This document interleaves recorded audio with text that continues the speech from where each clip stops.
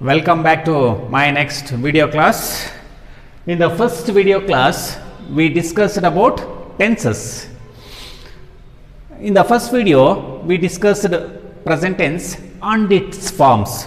ನನ್ನ ಮೊದಲನೇ ವಿಡಿಯೋದಲ್ಲಿ ನಾವು ಪ್ರೆಸೆಂಟ್ ಟೆನ್ಸ್ ಬಗ್ಗೆ ಡಿಸ್ಕಸ್ ಮಾಡಿದ್ವಿ. ಪ್ರೆಸೆಂಟ್ ಟೆನ್ಸಲ್ಲಿ present tense and its forms, ಅದರ ಉಪವಿಭಾಗಗಳು ಅಥವಾ ಉಪಭಾಗಗಳು ಅಂದರೆ present simple, present continuous, present perfect continuous tense. Dear students, in this class I am going to discuss about second type in tenses, past tense. ಕಾಲಗಳಲ್ಲಿ ಎರಡನೇ ವಿಧ past tense ಅಂದರೆ ಕನ್ನಡದಲ್ಲಿ ನಾವು ಭೂತಕಾಲ ಅಂತ ಹೇಳ್ತೀವಿ. ಭೂತ ಅಂದರೆ ಕಳೆದು ಹೋಗಿರೋದು ಅಂತ. Here in the same way past tense has four forms. They are simple past, past continuous, past perfect continuous tense. Present tension ನಾವು ಹೇಗೆ ಅದರ ಉಪ ವಿಧಗಳನ್ನ ಡಿಸ್ಕಸ್ ಮಾಡ್ತೀವೋ ಅದೇ ರೀತಿಯಾಗಿ ಪಾಸ್ಟ್ ಟೆನ್ಸಲ್ಲೂ ಕೂಡ ನಾವು simple past, past continuous, past perfect continuous tense ಅಂತ 4 ವಿಧಗಳನ್ನು ಡಿಸ್ಕಸ್ ಮಾಡ್ತೀವಿ. Here I am going to discuss about simple past, ಸಾಮಾನ್ಯ ಭೂತಕಾಲ ಅಂತ. ಸಿಂಪಲ್ ಪಾಸ್ಟ್ ಅಂದರೆ ಅಲ್ಲಿ ಪ್ರೆಸೆಂಟಲ್ಲಿ ಸಿಂಪಲ್ ಪ್ರೆಸೆಂಟ್ ಮೀನ್ಸ್ ಸಾಮಾನ್ಯ ವರ್ತಮಾನ ಕಾಲ, ಇದು ಸಾಮಾನ್ಯ ಭೂತಕಾಲ. ಸಿಂಪಲ್ ಪಾಸ್ಟ್ ಸಾಮಾನ್ಯ ಭೂತಕಾಲ. Here we have to ensure about some rules when we are using past tense. ಭೂತಕಾಲವನ್ನು ನಾವು ಉಪಯೋಗಿಸ್ಬೇಕಾದ್ರೆ ಕೆಲವು ನಿಯಮಗಳನ್ನ, ಕೆಲವು ಸೂಚನೆಗಳನ್ನ ತಿಳ್ಕೊಂಡಿರಬೇಕು.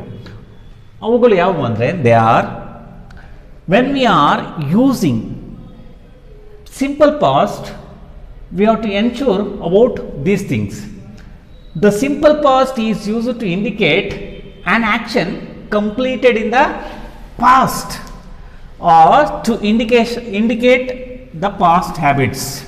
ನಾವು ಸಿಂಪಲ್ ಪಾಸ್ಟ್ ಟೆನ್ಸ್ ಅನ್ನು ಎಲ್ಲಿ ಯೂಸ್ ಮಾಡ್ತೀವಿ ಅಂದರೆ the simple past is used to indicate an action completed in the past. ಅಂದರೆ ಭೂತಕಾಲದಲ್ಲಿ ಕಳೆದು ಹೋಗಿರ್ತಕ್ಕಂತಹ ಸಂಗತಿಗಳನ್ನು, ಕ್ರಿಯೆಯನ್ನು ಹೇಳಬೇಕಾದ್ರೆ ನಾವು ಸಿಂಪಲ್ ಪಾಸ್ಟ್ ಟೆನ್ಸನ್ನು, ಸಾಮಾನ್ಯ ಭೂತಕಾಲವನ್ನು ಉಪಯೋಗಿಸ್ತೇವೆ. Here we have some examples. We have 3 examples here from simple past tense. Yesterday I went to school. Yesterday means past, ಭೂತಕಾಲ. ನಿನ್ನೆ ನಾನು ಶಾಲೆಗೆ ಹೋಗಿದ್ದೆ, ಭೂತಕಾಲ, past tense. We went to picnic last month. ಕಳೆದ ತಿಂಗಳು ನಾವು ಪಿಕ್ನಿಕ್ಗೆ ಹೋಗಿದ್ದೆವು, ಭೂತಕಾಲ, past tense, past, ಭೂತ. ಒನ್ಸ್ ಅಪಾನ್ ಎ ಟೈಮ್, ಒಂದಾನೊಂದು ಕಾಲದಲ್ಲಿ ದೇರ್ ವಾಸ್ ಎ ಕಿಂಗ್, ಅಲ್ಲೊಬ್ಬ ರಾಜ ಇದ್ದ, ಕಾಲ್ಡ್ ಅಶೋಕ. ಅವನ ಹೆಸರೇನಪ್ಪ ಅಂದರೆ ಅಶೋಕ ಅಂತ. Once upon a time there was a king called Ashoka ಅಂದರೆ ಒಂದಾನೊಂದು ಕಾಲದಲ್ಲಿ ಒಬ್ಬ ರಾಜ ಇದ್ದ, ಅವನ ಯಾರಪ್ಪ ಅಂದರೆ, ಅವನ ಹೆಸರೇನಪ್ಪ ಅಂದರೆ ಅಶೋಕ ಅಂತ. Past tense. Here look at once again. Yesterday I went to school. ನಿನ್ನೆ ನಾನು ಶಾಲೆಗೆ ಹೋಗಿದ್ದೆ, ಭೂತ, past tense. We went to picnic last month. ಕಳೆದ ತಿಂಗಳು ನಾವು ಪಿಕ್ನಿಕ್ಗೆ ಹೋಗಿದ್ವಿ, past. Once upon a time there was a king called Ashoka. ಒಂದಾನೊಂದು ಕಾಲದಲ್ಲಿ ಒಬ್ಬ ರಾಜ ಇದ್ದ, ಅವನ ಹೆಸರು ಅಶೋಕ ಅಂತ. These are all based on past tense. Next I am going to discuss about the second form of the past tense, past continuous tense. ಭೂತಕಾಲದ ಅಪೂರ್ಣ ಕಾಲ, ಅಪೂರ್ಣ ಭೂತಕಾಲ ಅಂತ ಹೇಳ್ತೀವಿ ಕನ್ನಡದಲ್ಲಿ. ಅಪೂರ್ಣ ಭೂತಕಾಲ. ಪ್ರೆಸೆಂಟ್ ಕಂಟಿನ್ಯೂಸ್ನ ಅಪೂರ್ಣ ವರ್ತಮಾನ ಕಾಲ ಅಂತ ಹೇಳ್ತೀವಿ. ಪಾಸ್ಟ್ ಕಂಟಿನ್ಯೂಸ್ ಟೆನ್ಸ್ನ ಅಪೂರ್ಣ ಭೂತಕಾಲ ಅಂತ. ಇನ್ಕಂಪ್ಲೀಟ್ ಪಾಸ್ಟ್ ಅಂತ, ಪಾಸ್ಟ್ ಕಂಟಿನ್ಯೂಸ್, ನಾಟ್ ಕಂಪ್ಲೀಟೆಡ್ ಅಂತ. Here when we are using past continuous, ನಾವು ಅಪೂರ್ಣ ಭೂತಕಾಲವನ್ನು ಯೂಸ್ ಮಾಡಬೇಕಾದ್ರೆ ಕೆಲವು ನಿಯಮಗಳನ್ನ ತಿಳ್ಕೊಂಡಿರಬೇಕು. You have to ensure about some rules. When we are using past continuous tense, ಅಪೂರ್ಣ ಭೂತಕಾಲವನ್ನು ನಾವು ಯಾವಾಗ ಯೂಸ್ ಮಾಡ್ತೀವಿ ಅಂದರೆ ಆ ಕ್ರಿಯೆ ಅಪೂರ್ಣವಾದಾಗ, ಅಂದರೆ ಭೂತಕಾಲದಲ್ಲಿ ಅಪೂರ್ಣವಾದಾಗ, when it was incomplete in the past. ಭೂತಕಾಲದಲ್ಲಿ ಅಪೂರ್ಣವಾದಾಗ ನಾವು ಪಾಸ್ಟ್ ಕಂಟಿನ್ಯೂಸನ್ನು ಯೂಸ್ ಮಾಡಬೇಕು. Here it is use to denote an activity or an action which was in progress at some point of time in the past. Past ಕಂಟಿನ್ಯೂಸನ್ನು ನಾವು ಯಾವಾಗ use ಮಾಡ್ತೀವಿ ಅಂದರೆ ಭೂತಕಾಲದಲ್ಲಿ ಕ್ರಿಯೆ ಅಪೂರ್ಣಗೊಂಡಾಗ ನಾವು ಪಾಸ್ಟ್ ಕಂಟಿನ್ಯೂಸನ್ನು ಯೂಸ್ ಮಾಡಬೇಕು. Here we have some examples. She was taking food at the time. ಅಂದರೆ ಆ ಸಮಯದಲ್ಲಿ ಅವಳು ಊಟವನ್ನು ತಿನ್ನುತ್ತಿದ್ದಳು ಅಥವಾ ಸ್ವೀಕರಿಸುತ್ತಿದ್ದಳು. ಟೇಕಿಂಗ್, ಊಟವನ್ನು ಸೇವಿಸುತ್ತಿದ್ದಳು ಅಂತ ಹೇಳ್ತೀವಿ. Past continuous. At night we were watching TV. ರಾತ್ರಿಯ ಸಮಯದಲ್ಲಿ ನಾವು ಟಿವಿಯನ್ನು ನೋಡುತ್ತಿದ್ದೆವು. Past continuous. While he was crossing the road the bus knocked him. While he was crossing the road the bus knocked him. ಅವನು ರಸ್ತೆಯನ್ನು ದಾಟುತ್ತಿದ್ದಾಗ ಬಸ್ ನಾಕ್ಡ್ ಹಿಮ್, ಬಸ್ಸು ಅವನಿಗೆ ಗುದ್ದಿತು ಅಥವಾ ಆಕ್ಸಿಡೆಂಟ್ ಆಯಿತು. Knocked him. When she was cooking she fell unconscious. ಅವಳು ಅಡುಗೆಯನ್ನು ತಯಾರಿಸುತ್ತಿದ್ದಾಗ she fell unconscious. ಅವಳು ಅಸ್ವಸ್ಥಳಾದಳು ಅಥವಾ ಪ್ರಜ್ಞಾಹೀನಳಾದಳು ಅಂತ ಹೇಳ್ತೀವಿ.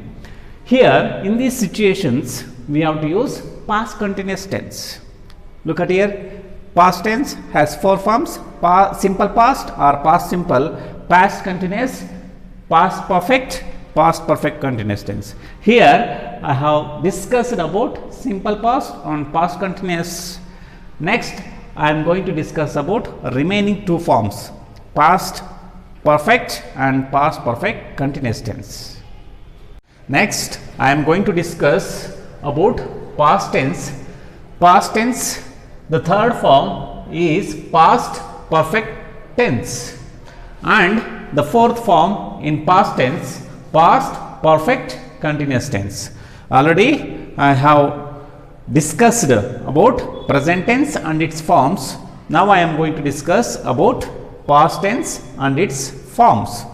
Here the third form in past tense, past ಟೆನ್ಸ್ನ ಮೂರನೇ ವಿಧ past perfect tense. Past perfect tense ಅಂತ ಹೇಳ್ತೀವಿ ನಾವು ಕನ್ನಡದಲ್ಲಿ. ಇದಕ್ಕೆ ಪೂರ್ಣ ಭೂತಕಾಲ ಅಂತ ಹೇಳ್ತೀವಿ. ಪೂರ್ಣ ಭೂತಕಾಲ, ಕಂಪ್ಲೀಟ್ ಅಂತ, ಪೂರ್ಣ ಭೂತಕಾಲ. The past perfect describes an action completed before a certain moment in the past.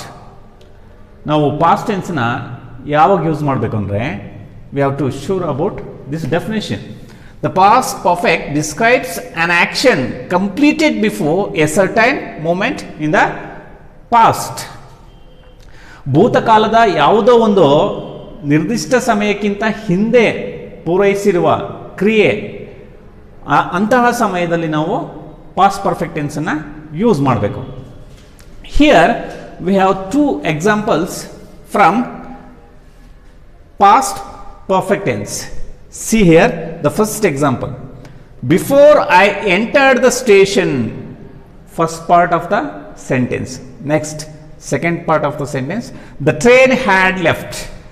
The first part of the sentence is in past simple. Before I entered the station. ನಾನು ರೈಲ್ವೆ ನಿಲ್ದಾಣಕ್ಕೆ ಪ್ರವೇಶಿಸುವುದಕ್ಕಿಂತ ಮುಂಚೆ the train had left. Here past perfect tense. The train had left ಅಂದರೆ ರೈಲು ಹೋಗ್ಬಿಟ್ಟಿತ್ತು ಅಂತ. ನಾನು railway ನಿಲ್ದಾಣವನ್ನು ಪ್ರವೇಶ ಮಾಡೋದಕ್ಕಿಂತ ಮುಂಚಿತವಾಗಿ ರೈಲ್ವೆ ನಿಲ್ದಾಣದಿಂದ ಬಿಟ್ಟಿತ್ತು ಅಥವಾ ಹೊರಟಿತ್ತು ಅಂತ. Next in the example 2, I wish I had been appointed. I wish I had been appointed ಅಂದರೆ ನಾನು ಹೇಳಲಿಕ್ಕೆ ಬಯಸ್ತೀನಿ ನಾನು ನೌಕರಿಯನ್ನು ಪಡೆದುಕೊಂಡೆ ಅಂತ. Next in the same way the last part in past tense, past perfect continuous tense. Here we have the definition where we have to use past perfect continuous tense. ಎಲ್ಲಿ ನಾವು past perfect continuous tense ಅನ್ನು use ಮಾಡಬೇಕು ಅಂತ. Here the definition is the past perfect continuous is used for an action that began before a certain point in the past.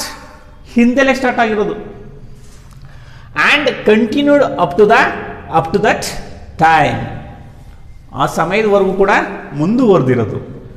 Here the past perfect continuous is used for an action that began before a certain point in the past and continued up to that time. ಆ ಸಮಯದವರೆಗೆ ಮುಂದುವರೆದಿರೋದು, ಪಾಸ್ಟಲ್ಲಿ ಭೂತಕಾಲದಲ್ಲಿ ಪ್ರಾರಂಭ ಆಗಿ. Here we have 2 examples. He had been hunting for a job since 10 years. I had been watching TV since morning. I had been watching TV since morning.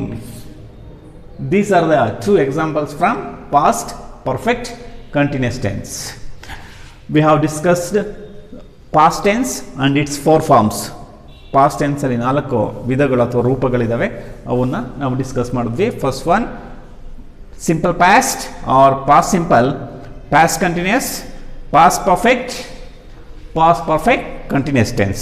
In the next we can discuss about future tense and its forms. Next, the last main type, the future tense. We have 3 tenses: present, past, future. Already we have discussed about present and past tense and its 4 forms. The last type in tenses, future tense.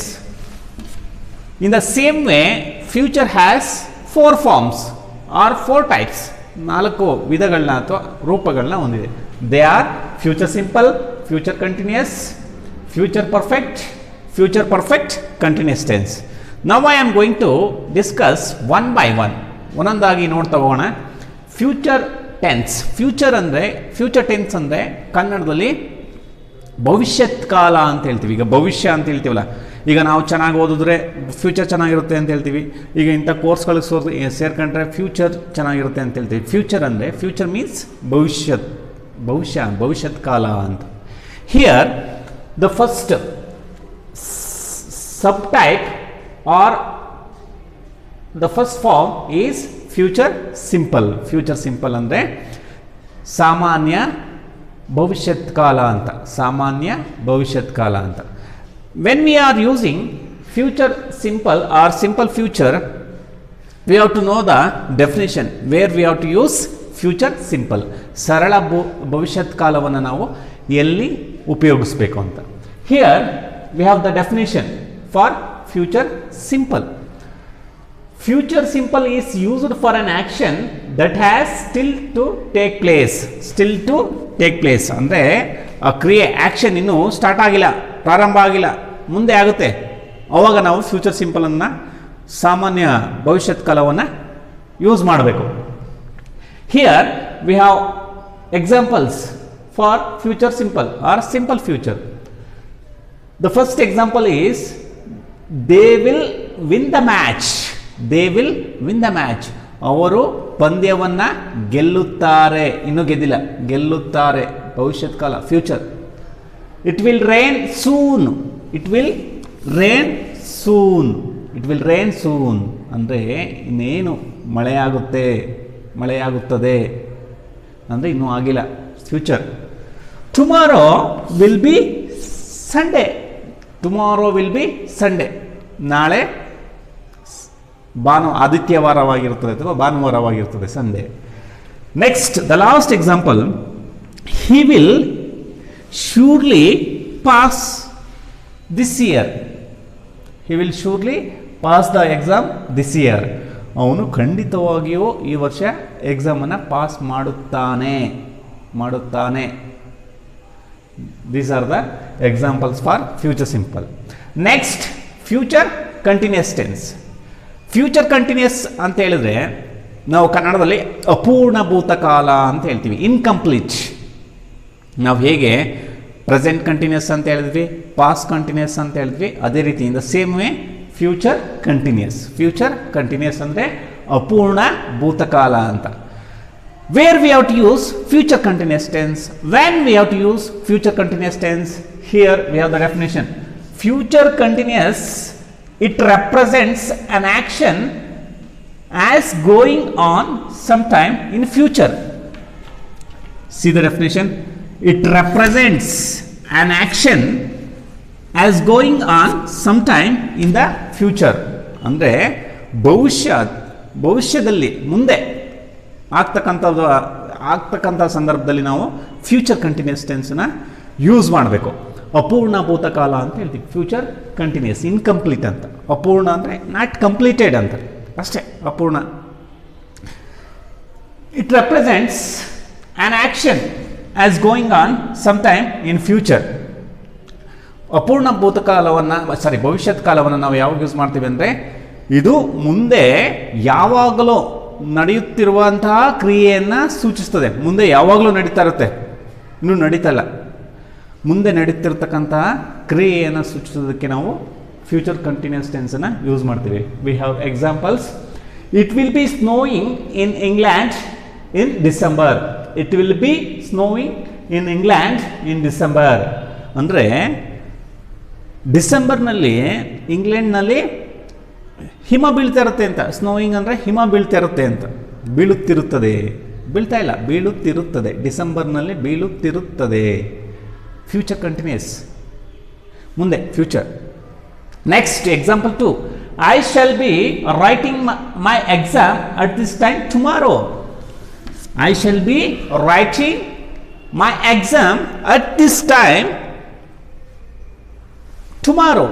ನಾಳೆ ಇದೇ ಸಮಯಕ್ಕೆ ನಾನು ಪರೀಕ್ಷೆಯನ್ನು ಬರೆಯುತ್ತಿರುತ್ತೇನೆ ಅಂತ. ಇನ್ನೂ ಬರೀತಾ ಇಲ್ಲ, ನಾಳೆ ಬರೆಯುತ್ತಿರುತ್ತೇನೆ. Future continuous. Next, the third form or the third type in future tense is future perfect ಅಂತ. ಪರಿಪೂರ್ಣ ಅಥವಾ ಪೂರ್ಣ ಭವಿಷ್ಯತ್ ಕಾಲ ಅಂತ, ಪೂರ್ಣ ಭವಿಷ್ಯತ್ ಕಾಲ ಅಂತ ಹೇಳ್ತೀವಿ. Here we have the definition. It indicates an action. It means future perfect. It indicates an action represented as being in progress over a period of time that will end in future. That will end in future ಅಂದರೆ ಭವಿಷ್ಯತ್ ಕಾಲದಲ್ಲಿ ಅದು ಕೊನೆ ಆಗುತ್ತೆ ಅಂತ. Here we have examples. The match will have started before we reach the stadium. The match will have started before we reach the stadium. ಅಂದರೆ ಇದರ ಅರ್ಥ, ನಾವು ಸ್ಟೇಡಿಯಂಗೆ ರೀಚ್ ಆಗೋದಕ್ಕಿಂತ ಅಂದರೆ ತಲುಪೋದಕ್ಕಿಂತ ಮುಂಚಿತವಾಗಿ ಪಂದ್ಯ ಸ್ಟಾರ್ಟ್ ಆಗಿರುತ್ತದೆ, ಪ್ರಾರಂಭವಾಗಿರುತ್ತದೆ. ಗೊತ್ತಿಲ್ಲ, not perfect. Next, we shall not have reached our home before it rains. ಮಳೆ ಬರುವುದಕ್ಕಿಂತ ಮುಂಚಿತವಾಗಿ ನಾವು ಮನೆಗೆ ಹೋಗಿರುವುದಿಲ್ಲ, ತಲುಪಿರುವುದಿಲ್ಲ. Like this. Next, the last type, the last form in future tense, future perfect continuous tense. Future perfect continuous tense. Here we have two examples for future perfect continuous tense. I shall have been living in this street from next year. ಮುಂದಿನ ವರ್ಷ ನಾನು ಈ ಬೀದಿಯಲ್ಲಿ ವಾಸಿಸುತ್ತಿರುತ್ತೇನೆ. By next May we shall have been living here for 5 years. Like this. You have to observe one thing here, dear students. The last subtype in future tense, future perfect continuous tense, is rarely used in English language. ನಾವು ಇದನ್ನು ತುಂಬ ಅಪರೂಪಕ್ಕೆ ಒಂದ್ಸಲಿ use ಮಾಡ್ತೀವಿ. ಅಪರೂಪಕ್ಕೊಮ್ಮೆ ನಾವು ಇದನ್ನು use ಮಾಡ್ತೀವಿ, future perfect continuous ಟೆನ್ಸ್ನ. ಆದರೂ ಕೂಡ ತಿಳ್ಕೊಂಡಿರಬೇಕು. In this way we have discussed, we have learnt about tenses already. In the previous class I have explained, I have discussed about present tense and its 4 forms: present tense, simple present, present continuous, present perfect continuous tense. In the same way, past tense has 4 forms.